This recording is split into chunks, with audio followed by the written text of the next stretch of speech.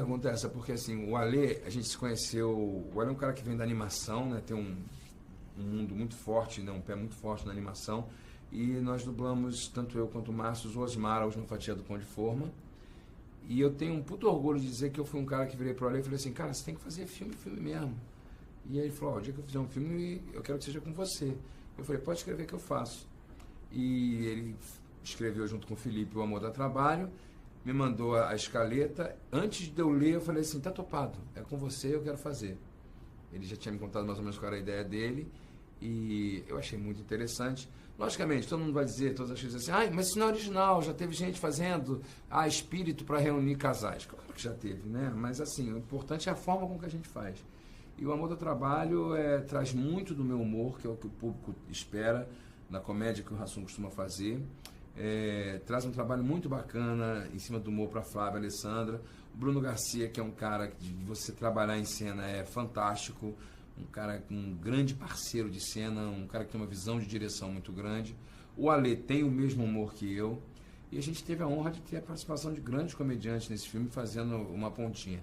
O que eu acho legal é quando essa galera de peso não só por causa do Sergião Lourosa, eu falo isso, brincando, Sergião, te amo, mas assim, uma galera da comédia muito forte, é um sinal muito bacana de que eles querem se divertir numa comédia muito divertida. E o Amor do Trabalho é isso, é uma comédia para você sentar na sala de cinema, pegar sua pipoca, pegar o seu refrigerante e se divertir durante 1 hora e pouco aí com a gente. Legal. E, Leandro, fala pra mim, eu assisti o filme, eu enxerguei algumas referências, não conheço todas as suas referências, suas inspirações. Eu queria que você me contasse um pouco, porque eu anotei o Lewis, Keaton, Chaplin, Sim. tem o Moe, Larry Curly, Sim, não lógico. tem como.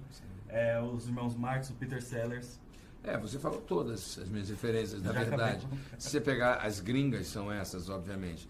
Logicamente que eu tenho uma coisa, um humor de identificação muito grande com o Jô Soares, que eu sou apaixonado. A minha grande escola foi o Chico Anísio.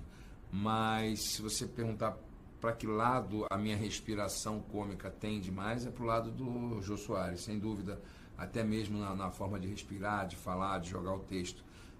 Mas o meu grande mentor foi o Chico, até porque trabalhamos juntos.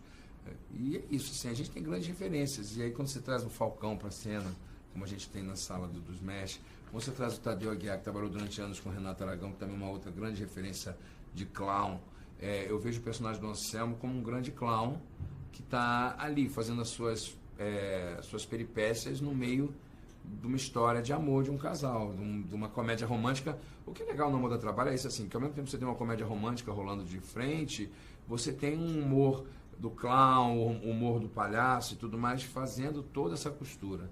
Isso é muito legal. E a gente traz humor também por exemplo, do Hermes e Renato, do Felipe Fagundes, que faz com a gente, que é um humor tão de nicho, né? Se você pegar o Hermes e Renato, é um humor mais ácido, mais forte e tudo mais. E a gente traz essa figura do Felipe, fazendo lá o cara que é apaixonado pelo personagem da Flávia, de uma forma quase que ingênua, apaixonado e tal, colocando ele num outro registro. Então você tem várias referências de humor, de planetas diferentes, atuando nesse filme, dando esse colorido. Eu acho que cria essa paleta de cores no filme. Há pouco tempo eu assisti um documentário chamado Rindo à Toa, Sim. que fala justamente sobre sobre o humor... Da Ingrid, não é? Não, peraí. O da Ingrid é outro. Cláudio Manuel. Do Cláudio Manuel, lógico. Isso, exato. e fala dos anos 80 pra cá, e o humor na TV, principalmente. E a gente acompanha no documentário as nuances, né, as diferenças que tem. E aí, como você citou agora, termina no Hermes e Renato. E como foi pra você? Você tem a escola do jogo, você tem essa escola que eu citei. Isso. Mas como foi pra você em cena ter diferentes? Você acabou de falar mais ou menos isso.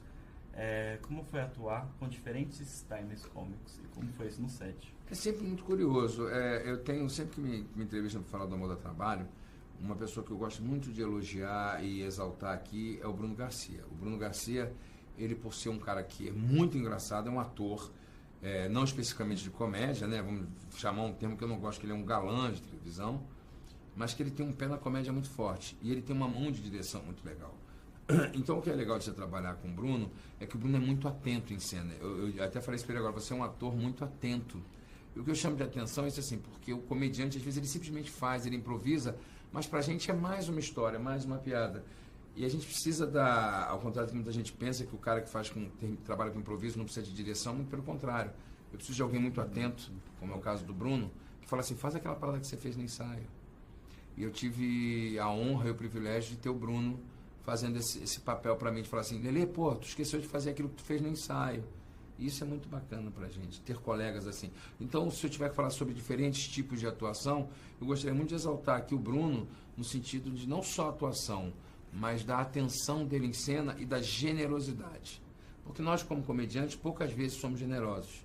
Isso não é uma crítica nem um demérito, mas é porque nós ficamos muito voltados assim, eu tenho que mandar piada, eu tenho que chutar, eu tenho que chutar, eu tenho que chutar. E às vezes você se esquece do que está em torno, é um egoísmo artístico mesmo.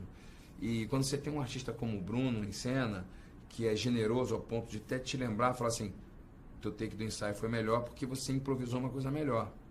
Não que a gente não vai saber repetir, mas a gente precisa que às vezes nos lembre, porque a gente está fazendo tanta coisa ao mesmo tempo, que se você não tem um cara tão fantástico e tão focado, como é o caso do Bruno, acaba você perdendo uma piada ou outra. Então, Bruno, você está ferrado comigo, vai ter que me aturar muito.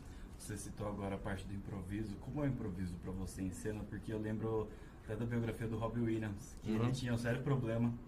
Sim, porque para repetir. Ele ia e ninguém segurava. O Robbie Williams, ele instituiu nos sitcoms americanos uma câmera, aqui é a quarta câmera, em alguns a terceira, que chama Robin Camera. Não sei se você sabe disso.